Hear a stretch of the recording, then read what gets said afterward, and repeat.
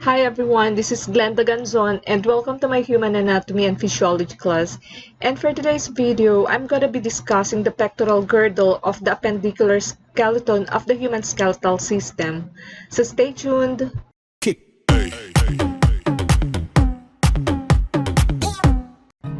The appendicular skeleton includes all the limb bones plus the bones that unite each limb with the axial skeleton. The bones that attach each upper limb to the axial skeleton form the pectoral girdle, or what we call as the shoulder girdle. This consists of two bones, the scapula and clavicle. The clavicle, or what we call as the collarbone, is an S-shaped bone located on the anterior side of the shoulder, and it is attached on its medial end of the sternum of the thoracic cage, which is part of the axial skeleton. The lateral end of the clavicle articulates or joins with the scapula just above the shoulder joint. You can easily palpate or feel with your fingers the entire length of your clavicle. The scapula, or what we call as the shoulder blade, lies on the posterior aspect of the shoulder. It is also supported by the clavicle, which also articulates with the humerus or the arm bone to form the shoulder joint. The scapula is a flat triangular shaped bone with prominent ridge running across its posterior surface, and this ridge extends out laterally where it forms the bony tip of the shoulder and joins with the lateral end of the clavicle. By following along the clavicle, you can palpate out to the bony tip of the shoulder, and from there you can move back across your posterior shoulder to follow the ridge of the scapula. Move your shoulder around and feel how the clavicle and scapula move together as a unit. And both of these bones serve as important attachment sites for muscles that aid with movements of the shoulder and arms. The right and left pectoral girdles are not joined to each other, allowing each to operate independently. In addition, the clavicle of each pectoral girdle is anchored to the axial skeleton by a single highly mobile joint, and this allows for the extensive mobility for entire pectoral girdle, which in turn enhances movements of the shoulder and upper limb.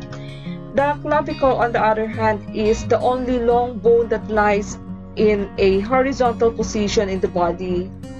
The clavicle has several important functions. First, it anchored by muscles from above, and it serves as a strut that extends laterally to support the scapula.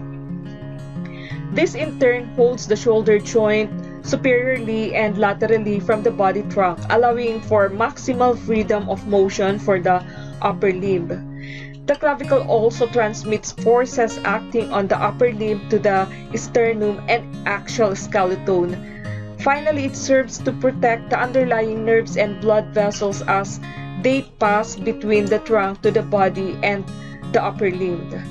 So the clavicle has three regions: the medial end, the lateral end, and the shaft.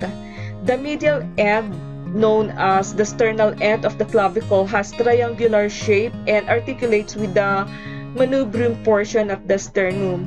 And this forms the Sternoclavicular Joint, which is the only bony articulation between the pectoral girdle of the limb or of the upper limb and the axial skeleton.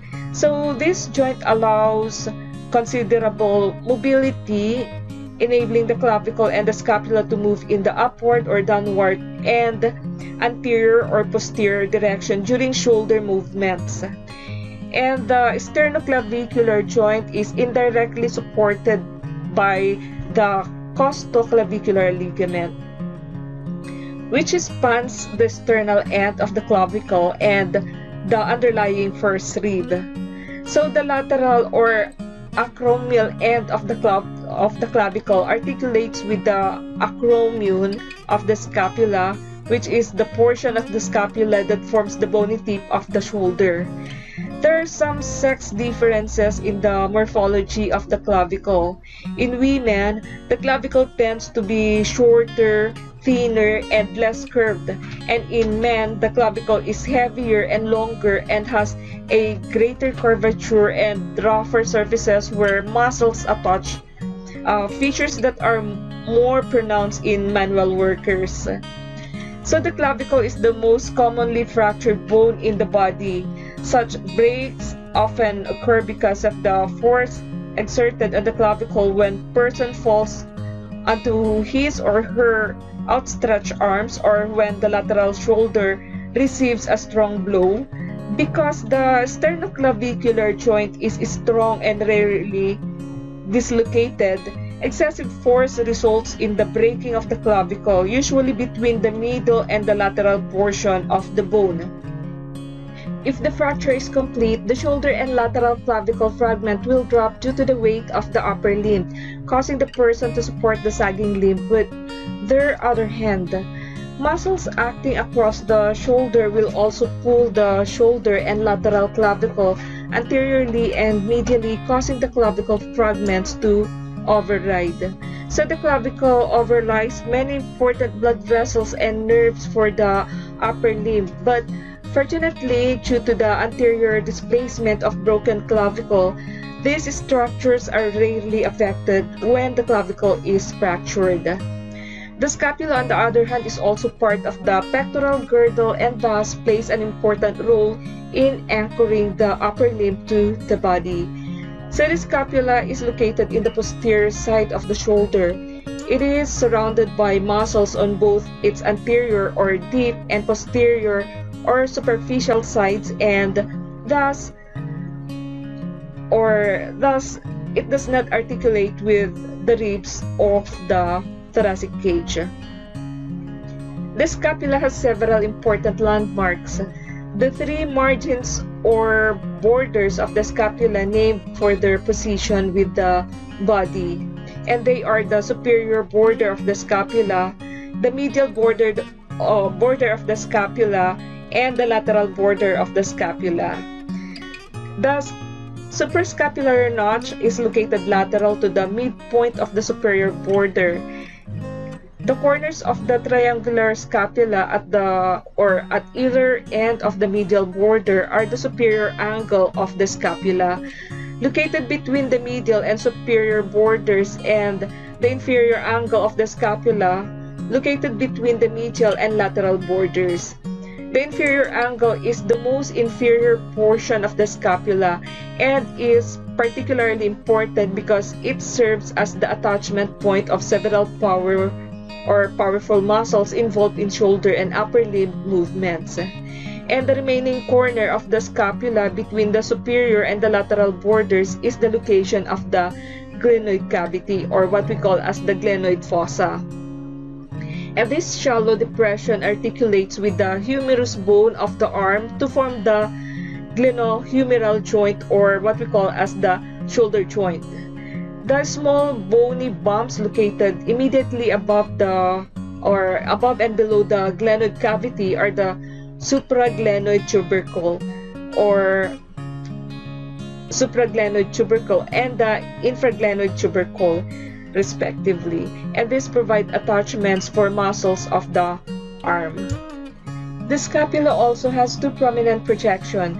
Toward the lateral end of the superior border between the suprascapular notch and glenoid cavity is the hook-like coracoid process, or coracoid, which means shaped like a cross break, and this process projects anteriorly and curves laterally up the shoulder.